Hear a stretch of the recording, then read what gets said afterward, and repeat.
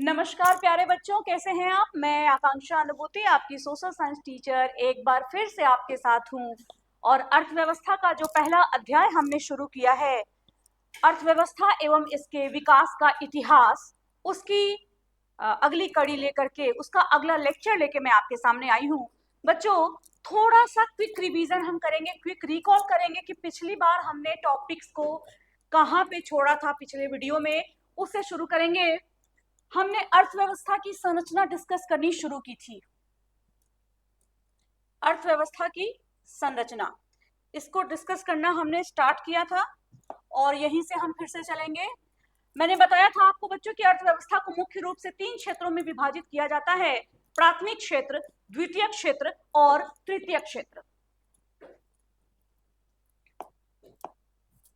इसमें सबसे पहले हमने प्राथमिक क्षेत्र की बात की थी, जिसमें मैंने आपको बताया था कि प्राथमिक क्षेत्र अर्थव्यवस्था के उत्पादन का वह क्षेत्र है जिसमें हम मुख्य रूप से प्राकृतिक संसाधनों का उपयोग करके कच्चे माल का उत्पादन करते हैं, निष्कर्षण करते हैं, है ना। इसको कृषि और संबद्ध क्षेत्र भी कहते हैं, क्योंकि इसमें कृषि सबसे महत्वपूर्ण एक्टिविटी है, सबसे महत्वपूर्ण गतिविधि है। इसके अलावा वानिकी, मछली पकड़ना, खनन करना, पशुपालन करना और उत्खनन करना, ये सारी गतिविधियां भी इसमें शामिल होती हैं। इसके बारे में हमने चर्चा की थी। अगले स्लाइड पे चलते हैं। तो अगले स्लाइड में हमने इसके कुछ उदाहरण देखे थे।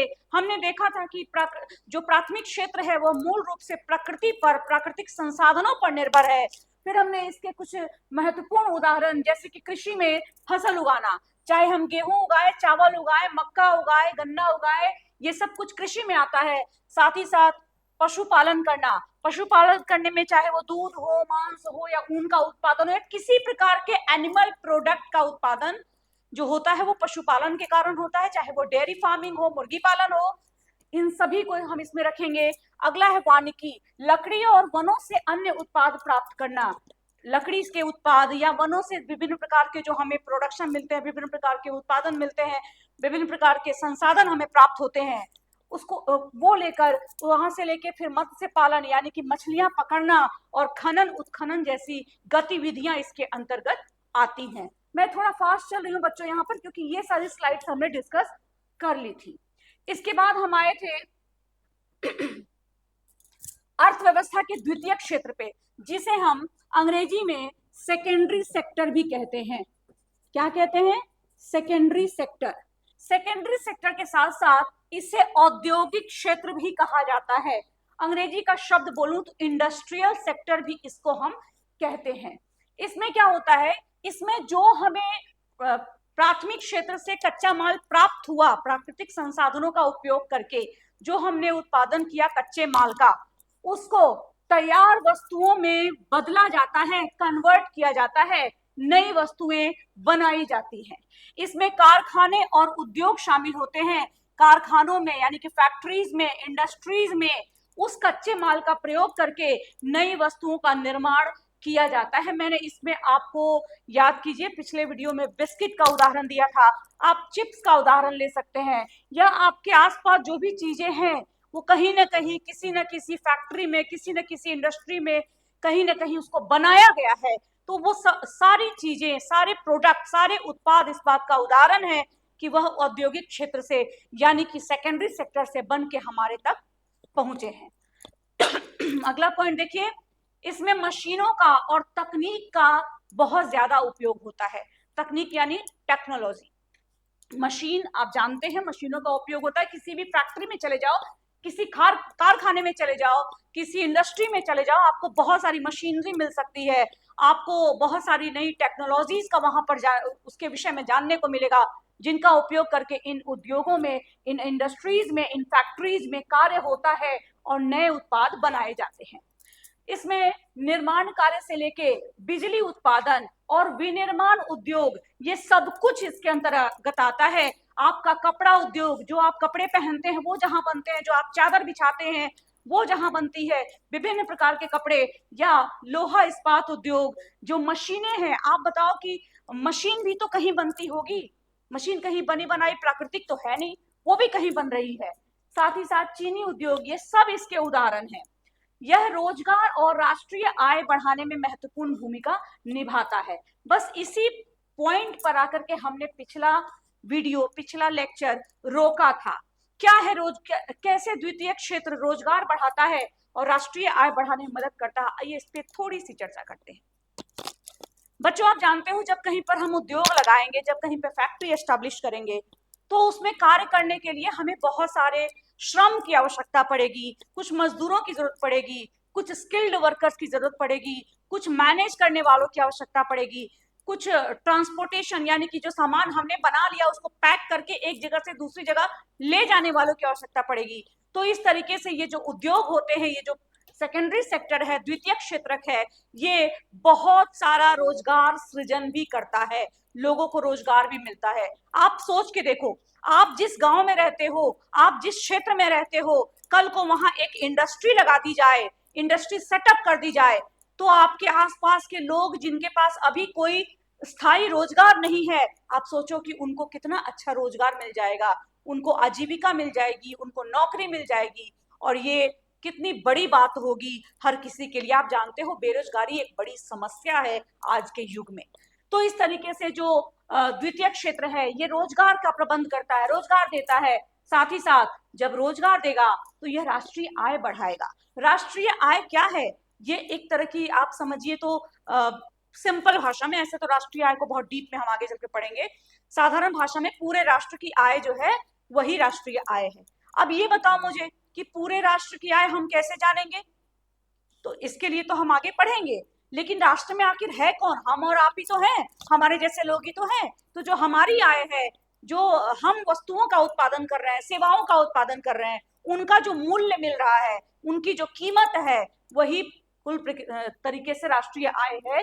तो इसमें भी उद्योग सेक्टर जो है, औद्योगिक सेक्टर यानी कि द्वितीय क्षेत्र सहायता करता है।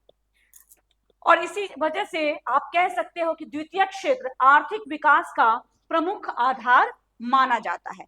निश्चित रूप से आर्थिक विकास का प्रमुख आधार है आपका ये द्वितीय क्षेत्र। जैसे कि प्राथमिक क्षेत्र रीढ़ की हड्डी है, तो हम द्वितीय क्षेत्र को भी कम नहीं आंक सकते, ये भी उतना ही महत्वपूर्ण है और देश के विकास के लिए तो बहुत ज्यादा महत्वपूर्ण है। अगले स्लाइड में चलते हैं बच्चों। अगले स्लाइड में हम पढ़ेंगे तृतीय क्षेत्र के बारे में। तृतीय क्षेत्र यानी कि इसको हम कह सकते हैं, इसको कहते हैं अंग्रेजी में टर्शियरी सेक्टर, है ना। इसका दूसरा नाम है अंग्रेजी में सर्विस सेक्टर, हिंदी में कहें सेवा क्षेत्र या क्षेत्रक। ये क्या चीज है भाई? ये सेवा क्षेत्र क्या है, टर्शियरी सेक्टर क्या है, सर्विस सेक्टर क्या है? तो बच्चों, हमने अभी तक दो क्षेत्र देखे, प्राथमिक और द्वितीयक। प्राथमिक में हमने देखा कि प्राकृतिक संसाधनों का उपयोग करके हमने कच्चे माल का उत्पादन किया, ठीक है, वस्तु का उत्पादन किया, राइट। द्वितीय क्षेत्रक में हमने क्या देखा कि हमने उसी कच्चे माल से तैयार माल बनाया, यानी फाइनल प्रोडक्ट बनाया, ठीक है, वो हो गया औद्योगिक क्षेत्र यानी कि द्वितीय क्षेत्र। अब तीसरे में है सेवा क्षेत्र। जैसा कि नाम से ही क्लियर है, इसमें हम वस्तुओं का नहीं, सेवाओं का उत्पादन करते हैं। अब ये सेवा का उत्पादन कैसे हुआ? पिछले वीडियो में मैंने आपको ये समझाया था कि हम सभी लोग दो ही प्रकार की चीजों पर अपने पैसे खर्च करते हैं, क्या? वस्तु या सेवा।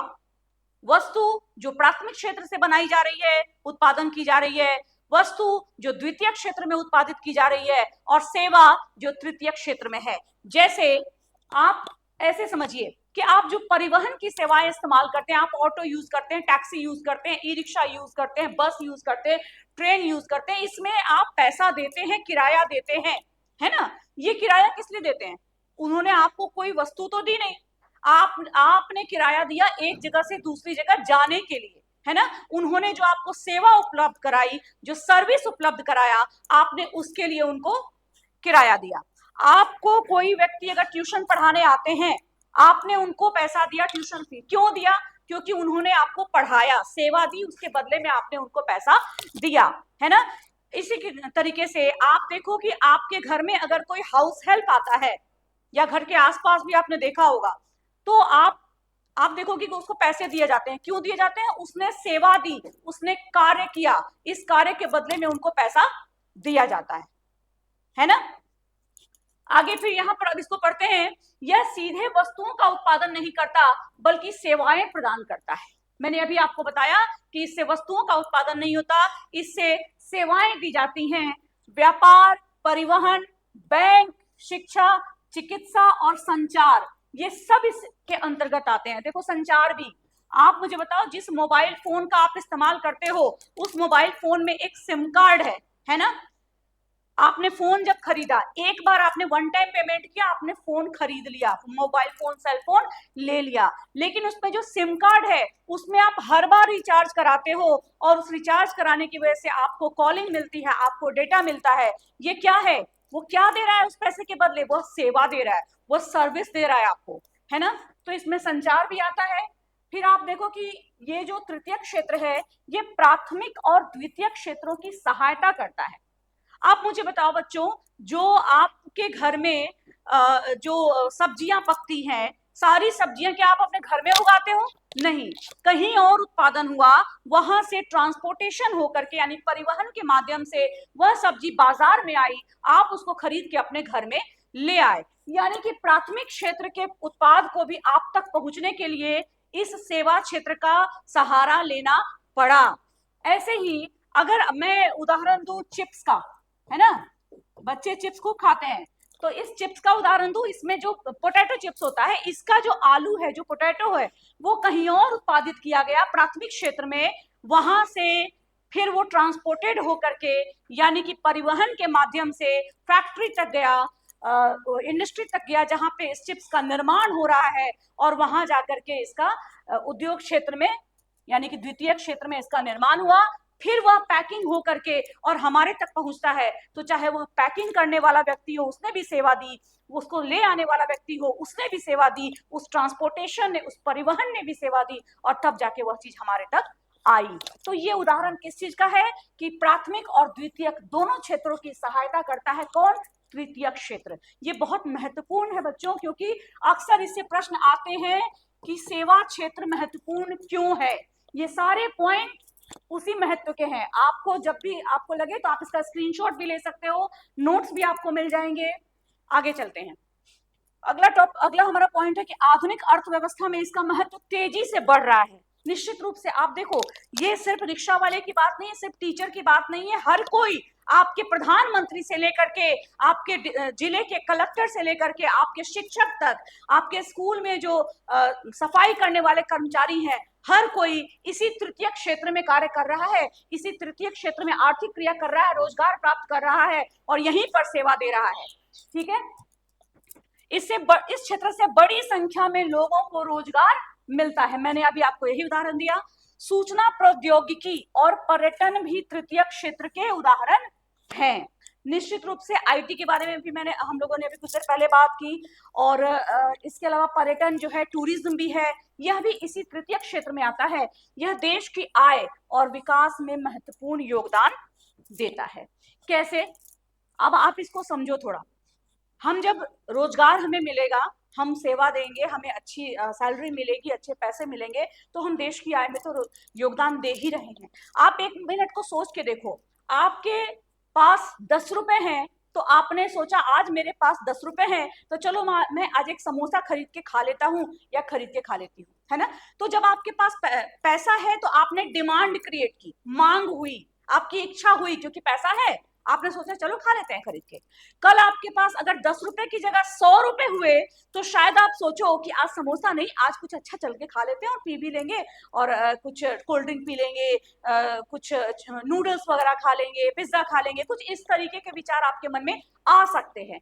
तो जब हमारे पास पैसा होगा, हम डिमांड करेंगे, मांग करेंगे, तो हमारे आसपास की जो वातावरण है, जो माहौल है, वहां पर ये इन सेवाओं का विकास होना शुरू होगा। ये सोचा जाएगा कि इस क्षेत्र के लोग, इस शहर के लोग इस चीज में रुचि रखते हैं, इस गांव के लोग सिनेमा देखना चाहते हैं, चलो यहाँ सिनेमा हॉल लगा दो, है ना। ये सारी चीजें कैसे आएंगी? जब हमें रोजगार मिलेगा, जब हमारे पास पैसा होगा। तो ये जो तृतीय क्षेत्र है, यह देश की आय भी बढ़ाता है और विकास में भी बहुत महत्वपूर्ण योगदान देता है। आप जानते हो परिवहन, है ना।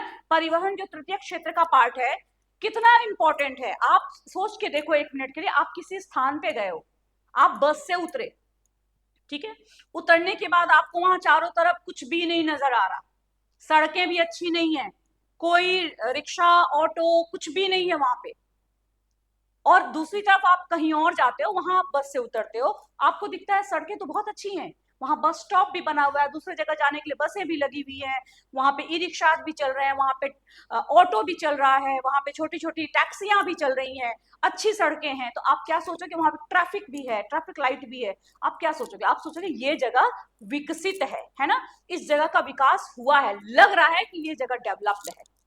अंतर किस चीज का था, परिवहन की सुविधाओं का, है ना। परिवहन किस में आता है, तृतीय क्षेत्र में। यानी मेरे कहने का मतलब कि तृतीय क्षेत्र हमारे देश के विकास में, हमारे समाज के विकास में, हमारे राज्य के विकास में बहुत ज्यादा महत्वपूर्ण योगदान देता है। यहां बच्चों एक बात आपको और बताऊं, आपने अक्सर ही सुना होगा विकसित देश, विकासशील देश, अविकसित देश, है ना, developing country, developed country, undeveloped country. इसका क्राइटेरिया भी क्या होता है, इसमें भी हम आम तौर पे आम बोलचाल में यही समझते हैं कि जिस देश की राष्ट्रीय आय में तृतीय क्षेत्र का हिस्सा बड़ा होता है उसे हम विकसित होता हुआ देश कहते हैं। जैसे हमारा जो देश है, आपकी किताब में ये चार्ट दिया हुआ है, आप उसकी तुलना करोगे तो 1947 से लेके आज तक धीरे धीरे तृतीय क्षेत्र का योगदान बढ़ता जा रहा है, इसीलिए हम एक विकासशील देश हैं और आने वाले समय में हम पूरे विश्व की बहुत बड़ी अर्थव्यवस्था बन सकते हैं, और आज भी हम चौथी बड़ी अर्थव्यवस्था बन चुके हैं। आगे चलते हैं बच्चों नेक्स्ट स्लाइड में। अब है बहुत महत्वपूर्ण है ये भी, अर्थव्यवस्था के प्रकार, टाइप ऑफ इकोनॉमिक्स। मुख्य रूप से 3 प्रकार हैं अर्थव्यवस्था के, पूंजीवादी, समाजवादी और मिश्रित अर्थव्यवस्था। पूंजीवादी, समाजवादी और मिश्रित अर्थव्यवस्था, इसको समझते हैं।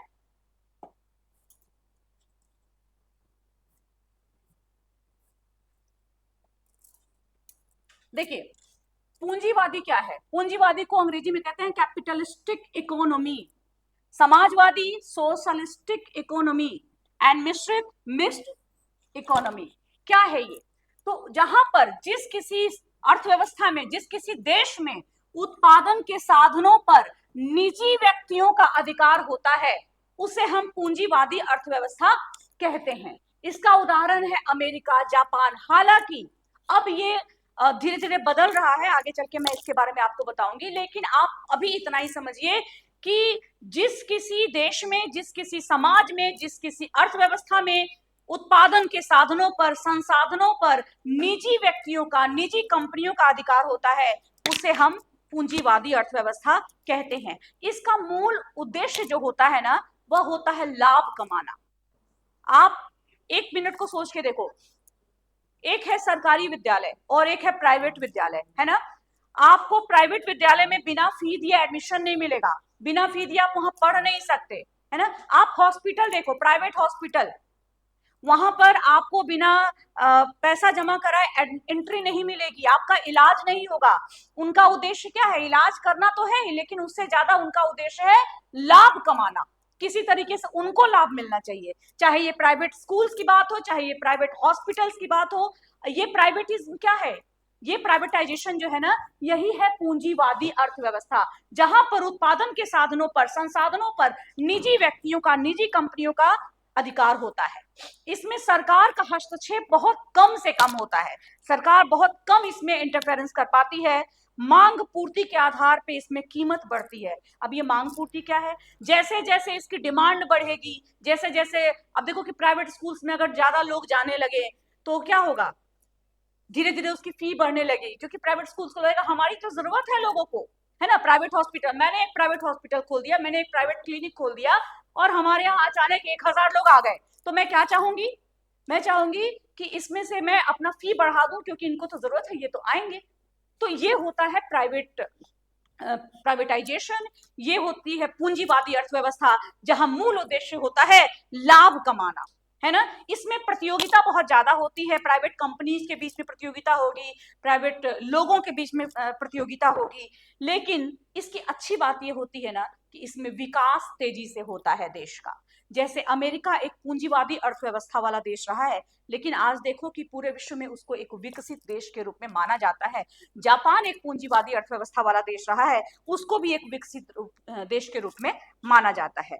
यहाँ पर इसकी बुराई ये है, इसकी गड़बड़ी ये है कि यहाँ अमीर और गरीब के बीच में असमानता बहुत ज्यादा होती है, ठीक है। हालांकि यहाँ नई नई टेक्नोलॉजीज को बहुत ज्यादा मौका मिलता है क्योंकि देश का विकास तेजी से होता है। अगले पे चलते हैं। नेक्स्ट है हमारा समाजवादी अर्थव्यवस्था।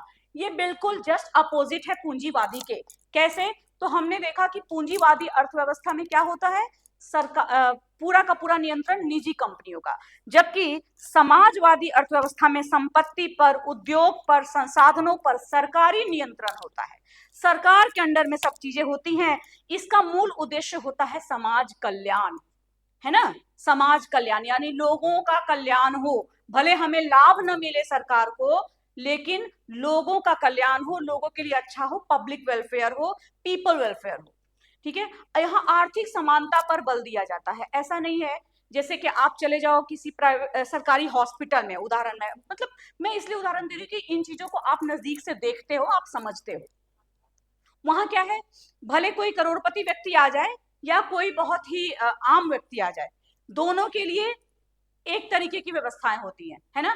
ऐसा नहीं है कि किसी को आर्थिक रूप से कोई मजबूत है तो उसको वीआईपी ट्रीटमेंट दिया और कोई कमजोर है तो उसको नहीं दिया। वहां पे आर्थिक समानता पे बल होता है, समाज कल्याण पे बल होता है, दोनों को एक तरीके से ट्रीट किया जाता है। फिर आप देखोगे कि यहाँ पर उत्पादन और वितरण पे पूरी तरीके से सरकार का नियंत्रण होता है। सरकार ये डिसाइड करती है कि हमें उत्पादन किस मात्रा में करना है और उसका वितरण यानी कि पब्लिक तक उसको पहुंचाना किस तरीके से है, किस रूप में है।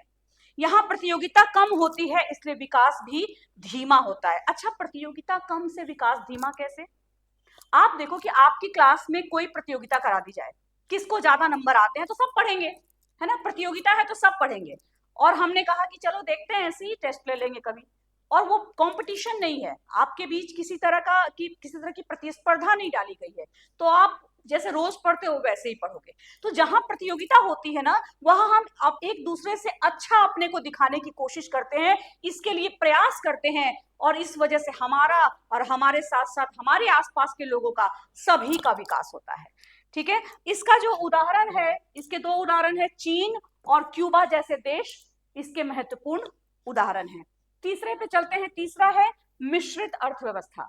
अब देखो, जब हमारा देश आजाद हुआ ना, उस समय विश्व में दो प्रकार की अर्थव्यवस्थाएं प्रचलित थी, पूंजीवादी और समाजवादी। हमारे देश के पास और हमारे देश के साथ साथ और भी बहुत सारे देश आजाद हुए थे, तो उनके सबके सामने ये एक चुनौती थी, एक चॉइस थी कि हमें क्या लेना है, हमें किस तरह की अर्थव्यवस्था अपने यहाँ के लिए लेनी है।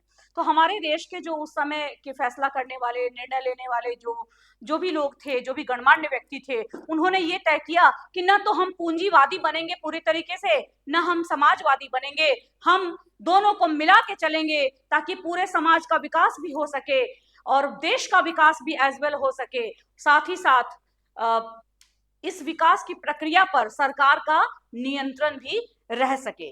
तो इसमें क्या होता है मिश्रित अर्थव्यवस्था में, जिसमें निजी शक्तियों का नियंत्रण भी होता है उत्पादन के साधनों पर, और सरकारी नियंत्रण भी होता है। आपका देश भारत इसका सबसे अच्छा उदाहरण है। आप देखो, आप सरकारी स्कूल में पढ़ रहे हो, लेकिन आपके जिले में प्राइवेट स्कूल भी एज वेल उपलब्ध है। आपके घर के पास सरकारी हॉस्पिटल भी है, तो कुछ दूरी पे प्राइवेट हॉस्पिटल भी उपलब्ध है ना। दोनों तरह की चीजें हैं, हर चीज के लिए सरकारी कंपनियां भी हैं और निजी कंपनियां भी हैं। इससे क्या होता है, इससे सबसे बड़ा फायदा ये होता है कि लाभ भी मिलता है प्राइवेट कंपनियों को, और चूंकि सरकारी है उपलब्ध, तो जो प्राइवेट को अफोर्ड नहीं कर सकते उनके लिए जन कल्याण भी होता है, उनको भी अपना जीवन अच्छे से बिताने के, स्वस्थ रहने के, शिक्षित होने के, रोजगार प्राप्त करने के अवसर मिलते हैं। साथ ही साथ आप यहाँ देखोगे कि इसमें दोनों पे फोकस होता है, जन कल्याण पे भी और लाभ पे भी, और जहां जहां सरकार को आवश्यक लगता है वहां अपना नियंत्रण करती है, वहां हस्तक्षेप भी सरकार करती है। यहाँ पे निजी स्वतंत्रता भी होती है और गरीबों के हितों की रक्षा भी होती है। और इसका बहुत अच्छा उदाहरण है हमारा देश भारत। आगे बढ़ते हैं बच्चों, नेक्स्ट स्लाइड पे।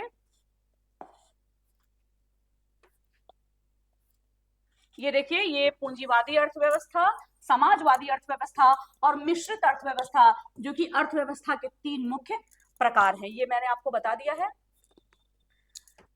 अब चलते हैं, अगला हमारा जो ये टॉपिक है, ये है आर्थिक विकास, मौद्रिक विकास, समावेशी विकास, सतत विकास और आर्थिक नियोजन। यानी कि आर्थिक विकास और आर्थिक वृद्धि के बारे में अब हमें पढ़ना है। देखो, ये पूरा का पूरा चैप्टर ही हम अर्थव्यवस्था और इसके विकास का इतिहास पढ़ रहे हैं। किसी भी चीज का विकास एक झटके में नहीं होता, मैंने पिछली क्लास में भी बताया था। भारत की अर्थव्यवस्था का विकास भी धीरे धीरे हुआ है। तो हमें कुछ इसके महत्वपूर्ण टर्म्स को जानना है, क्योंकि आने वाले समय में, आने वाले चैप्टर्स में, आने वाले टॉपिक्स में हमें इन टर्म्स की आवश्यकता पड़ेगी। तो इनको समझना बहुत जरूरी है। जहां भी समझ ना आए, जहां गांठ पड़ जाए कि अब इसके आगे समझ नहीं आ रहा, वहां रुकिए, सोचिए, नहीं आ रहा है 2 बार 3 बार देखिए, तब भी समझ नहीं आया तो कमेंट्स में लिख डालिए, मैं अगली वीडियो में उसको जरूर क्लियर करूंगी, इट्स माय प्रॉमिस। ठीक है, शुरू करते हैं इसको। देखो बच्चों, सबसे पहला है आर्थिक विकास। ये आर्थिक विकास क्या है? तो देखो, किसी भी देश की अर्थव्यवस्था में हर तरह का जो सुधार होता है उसे हम आर्थिक विकास कहते हैं। एकदम सिंपल शब्दों में समझो। यहाँ थोड़ा क्रिटिकल लैंग्वेज, यहाँ क्लिष्ट भाषा लिखी गई है कि विकासशील देशों जैसे भारत के संदर्भ में प्रयुक्त यह एक दीर्घकालिक गुणात्मक और मात्रात्मक प्रक्रिया है। ये आपको पढ़ के हो सकता है कि लगे कि हमें रटना पड़ेगा, लेकिन आसान भाषा में समझिए कि आर्थिक विकास उस प्रक्रिया को कहते हैं जिसके माध्यम से किसी भी देश की अर्थव्यवस्था में हर प्रकार का सुधार होता है। इसे हम कहेंगे आर्थिक विकास। अब इसी के साथ हम आर्थिक वृद्धि को भी देख लें। अक्सर विकास और वृद्धि दोनों शब्द एक जैसे लगते हैं, लेकिन थोड़ा समझने की जरूरत है। वृद्धि इनफैक्ट विकास का ही एक हिस्सा है, विकास का ही एक पहलू है, एक पार्ट है, एक आयाम है। ठीक है, तो आर्थिक वृद्धि क्या होती है? तो किसी भी देश की कमाई बढ़े, उस देश का उत्पादन बढ़े, उस देश की आय बढ़े, उस देश का व्यापार बढ़े, यानी बढ़ोतरी हो। वृद्धि माने बढ़ना, है ना, बढ़ोतरी हो, तो इसको हम कहते हैं आर्थिक वृद्धि। यानी किसी भी देश में आर्थिक स्तर पे बढ़ोतरी हो, उसका उत्पादन बढ़े, उसकी आय बढ़े, उसका व्यापार बढ़े, उसका विदेशी व्यापार बढ़े, इसे हम उस देश की आर्थिक वृद्धि कहते हैं। अगले पॉइंट पे चलते हैं। अगला, अच्छा देखिए, इसको पढ़ ले पहले। विकसित देशों जैसे अमेरिका के संदर्भ में प्रयुक्त यह केवल उत्पादन में वृद्धि को दिखाता है। वही बात है, अमेरिका के मामले में ये उत्पादन में वृद्धि को दिखाता है, लेकिन जो विकासशील देश हैं उन देशों के मामले में ये आय में भी वृद्धि को दिखाएगा, ये उत्पादन में भी वृद्धि को दिखाएगा, ये व्यापार में भी वृद्धि को दिखाएगा। अगला हमारा पॉइंट है सतत विकास, सस्टेनेबल डेवलपमेंट। इसको आप बच्चों वीवीआई के रूप में टिक कर लें, क्योंकि इससे प्रश्न लगातार आते हैं। बहुत महत्वपूर्ण टॉपिक है, और सिर्फ 10th बोर्ड ही नहीं, आगे आप जब तक पढ़ाई करोगे और बाद में नौकरी की कोशिश करोगे, उस समय भी ये शब्द, ये टर्म सतत विकास आपके साथ ही रहने वाला है बहुत लंबे समय तक। ये सतत विकास क्या है? Sustainable development. सतत माने क्या होता है? आसान भाषा में समझो। सतत यानी कि लगातार, टिकाऊ, है ना, एक ऐसा विकास जो आज भी विकास है और आने वाले समय में भी इसके कोई साइड इफेक्ट ना हो, ऐसे समझिए। मान लीजिए कि हमारे शहर में हमने उद्योग स्थापित करने हैं, इसके लिए जितने भी पेड़ पौधे जंगल है हमने सबको काट दिया और काट के वहां पे फैक्ट्रीज लगा दी। आज हम बहुत खुश हैं, हमने सड़कें बना ली, हमने फैक्ट्री लगा ली, हमने ये किया वो किया, तो हमें लग रहा है कि हमने बड़ा विकास कर लिया। लेकिन आने वाले 50 वर्ष के बाद इसके साइड इफेक्ट आपको दिखेंगे। इस जगह का जो पर्यावरण है, यहाँ की जो हवा है, वो किस तरीके से प्रदूषित होने लगे। कि आपके लिए उदाहरण देखो है दिल्ली का उदाहरण, है ना। जब वहां पर फैक्ट्रीज बन रही होंगी, पेड़ काटे जा रहे होंगे, जोर शोर से विकास चल रहा होगा, तब वहां के लोगों को लगा होगा कि हम कितना विकास कर रहे हैं। लेकिन आज उसी दिल्ली से प्रदूषण के कारण लोग पलायन कर रहे हैं, तो क्या तब का विकास आज का विकास है? नहीं है। तो वो सतत विकास नहीं था। लेकिन अगर आज हम ये सोच के विकास के कार्य करते हैं कि आने वाले समय में इससे कोई समस्या ना हो, आने वाली पीढ़ियों को समस्या ना हो, तो वह सतत विकास है। इसीलिए आप देखो यहाँ इसकी परिभाषा लिखी है कि ऐसा विकास जो वर्तमान पीढ़ी की आवश्यकताओं को पूरा करे, बिना भावी पीढ़ी की क्षमता से समझौता किए। यानी कि ऐसा विकास, विकास की वह प्रक्रिया जिसमें भावी पीढ़ी की आवश्यकताओं से समझौता किए बिना ही वर्तमान की आवश्यकताओं की पूर्ति की जाए, उसे हम सतत विकास कहते हैं। ठीक है, अगला टर्म है हमारा, इसको याद रखिएगा बच्चों, इस पे और भी बहुत डिस्कस करेंगे। अभी आप भूगोल जब पढ़ेंगे तो वहां भी आपको ये टर्म मिलेगा, इस पे बहुत सारी चर्चाएं आप करने वाले हैं पूरे क्लास 10th में। अगला है आर्थिक नियोजन, इकोनॉमिक प्लानिंग। देखो इकोनॉमिक्स में, इकोनॉमिक्स यानी कि आपके अर्थशास्त्र विषय में आर्थिक नियोजन बहुत महत्वपूर्ण चीज है। क्यों? क्योंकि हम अर्थव्यवस्था पढ़ रहे हैं ना अपने देश की। अर्थव्यवस्था में क्या आर्थिक विकास करना है, आर्थिक विकास करने के लिए जो प्लानिंग की जाती है, जो सिस्टमेटिक प्लानिंग की जाती है, वही है आर्थिक नियोजन। इसको समझिए, राष्ट्र की प्राथमिकताओं के अनुसार देश के संसाधनों का विभिन्न विकासात्मक गतिविधियों में उपयोग करना। इसको थोड़ा सा इजी लैंग्वेज में ऐसे समझिए कि हमारे देश की क्या प्रायोरिटीज हैं, यानी देश में किन किस तरह के विकास करने की जरूरत है, किन किन क्षेत्रों पे ध्यान दिए जाने की जरूरत है। जब इसको सोचते हुए एक प्रॉपर प्लान किया जाता है कि किस तरीके से हम अपने देश के सामाजिक आर्थिक उद्देश्यों की पूर्ति के लिए कैसे स्टेप वाइज डेवलप करेंगे, स्टेप वाइज इस पे वर्क करेंगे, प्रॉपर प्लान बना के जब हम कार्य करते हैं, वही होता है आर्थिक नियोजन। ठीक है बच्चों, ये है हमारा आर्थिक नियोजन। इसको मेरे ख्याल से अभी तक आपको ये चीजें अच्छे से समझ आई होंगी। नहीं आई हो दोबारा देखिए, तब भी ना आए मुझे बताइए, कमेंट में लिखिए, हम इसको निश्चित रूप से फिर से क्लियर करेंगे। आगे हम बच्चों बहुत सी कुछ पढ़ने वाले हैं, योजना आयोग पढ़ेंगे, नीति आयोग पढ़ेंगे, बहुत सारे ऐसे टॉपिक्स पढ़ेंगे जो आने वाले समय में हमारे लिए, आपके लिए, आपकी परीक्षा के लिए बहुत महत्वपूर्ण हो सकते हैं, उपयोगी हो सकते हैं, आपकी समझ को विकसित कर सकते हैं। तब तक के लिए रिवीजन कीजिए, पढ़ते रहिए, बढ़ते रहिए। पिछली बार मैंने कहा कि धूम मचाते रहिए, तो हमारे साथियों ने कहा कि कहिए मुस्कुराते रहिए। तो बच्चों मुस्कुराते भी रहिए, मुस्कुराना हर बीमारी की औषधि है, हमें बहुत प्रोत्साहन देती है, बहुत मोटिवेशन देती है और आगे बढ़ने का हौसला देती है। धन्यवाद।